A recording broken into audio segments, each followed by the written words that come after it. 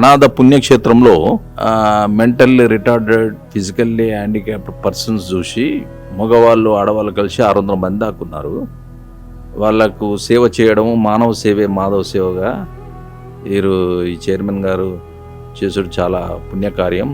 వాళ్ళకు అనాథలు కాబట్టి ఏదో పుణ్యకార్యం ముందు సాయం చేయాలందరూ వచ్చి అన్నీ కోరుకుంటున్నాను.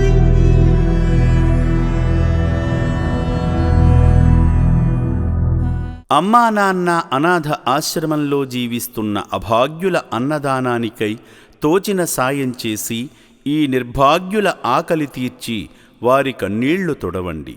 ఈ అనాథులను కూడా మీ బిడ్డలుగా భావించి వారి ఆకలి తీర్చడంలో భాగంగా బియ్యము, పప్పు, ఉప్పు, నూనె వంటి కిరాణా సామగ్రితో పాటు కూరగాయలను అందజేసి 3 పూటలా జరిగే అన్నదానానికి మీ వంతు సాయం చేసి చేయూతనివ్వండి.